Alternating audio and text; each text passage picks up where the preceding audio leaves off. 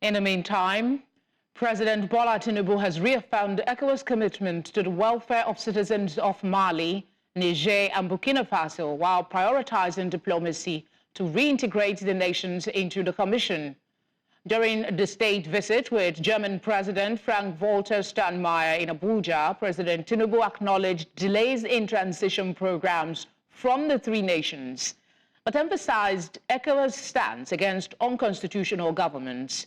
He assured that diplomatic efforts would continue to avoid punishing innocent citizens while maintaining free trade and movement. President Steinmeier commended ECOWAS' approach, urging continued diplomatic engagement and emergency economic plans to mitigate regional consequences. Both leaders highlighted the importance of cooperation for regional stability and economic growth.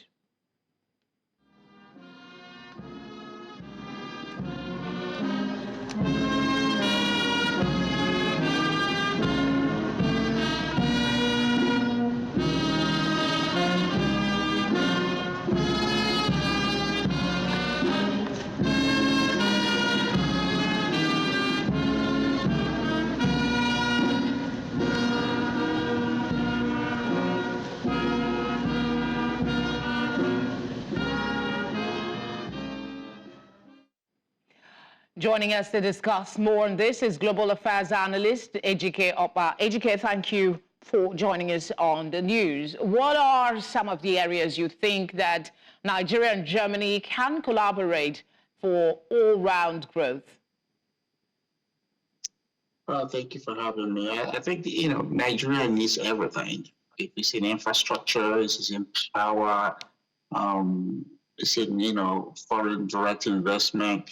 It just has to be what are they investing in, and how are those conditions and terms gonna benefit Nigeria? It's not just having dignitaries come to Nigeria. The Nigerian people have to benefit from some of these things. So maybe come next year we're gonna see the benefit. But other than that, the in and out of diplomats and VIPs coming to Nigeria so far hasn't benefited Nigeria.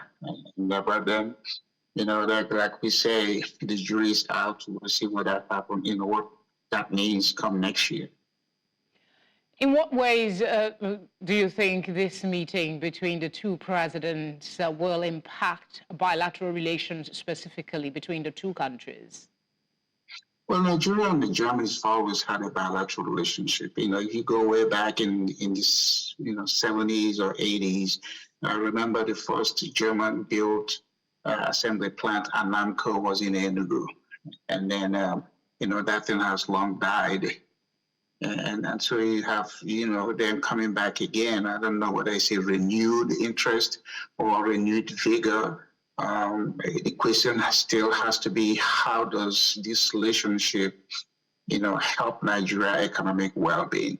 Nigeria is not a country that, nobody doesn't know about. Nigeria is known, but hopefully what Tinubu is doing is going to enhance credibility and confidence for people to invest in Nigeria.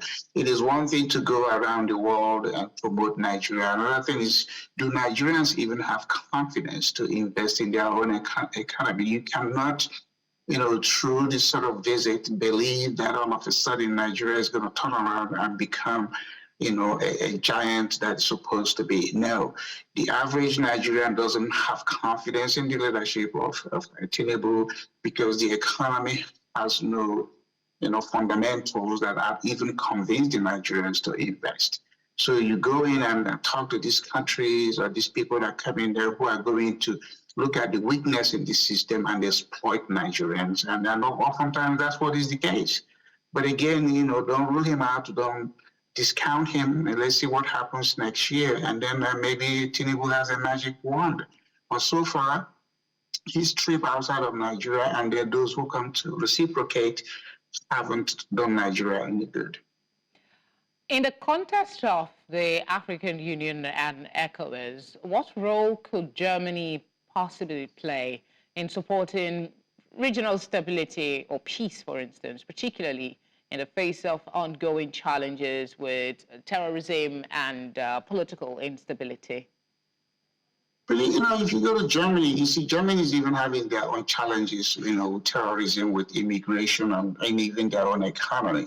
So now Germany wants to come in and become this, you know, peacemaker to stabilize West Africa. You know, hopefully the countries, you know, that Tinubu is reaching out to have come up with and say, hey, this is what we need and this is what we want. You know, what I really don't understand is why African nations cannot rally amongst themselves and come up with their own solution. They always have to go seek, you know, the West or whomever else to come in and intervene. And these people are not going to do this thing freely. There's no charity in a diplomatic relationship. There's always going to be something for them. So what does, you know, Mali, Niger, Burkina Faso going to want to get out of Germany? I mean, you know, again, there's the natural resources they have. You know, how are they going to get access to some minerals maybe they believe is in those countries, and then they're going to now want to use Nigeria, you know, as an access or a conduit to get to them. I think the Malian people have kicked out France, and then France is probably scrambling and looking for somebody who's going to go over there and do some bidding on their behalf, and they can sneak in back, you know, through the back door. But so far, I believe that ECOWAS, if ECOWAS was a vehicle or a group that has the power or the influence, they have the power, they don't have the influence, they should have been able to mediate between these countries and between the 15 West African countries and say, hey, what do you guys need? Because, you know, if there's a problem in one part of this region, it's going to affect the other people. I'm sorry. No, I was just trying to interject because we're out of time for this conversation, but thank you as always for speaking with us. Well, thank you for having me.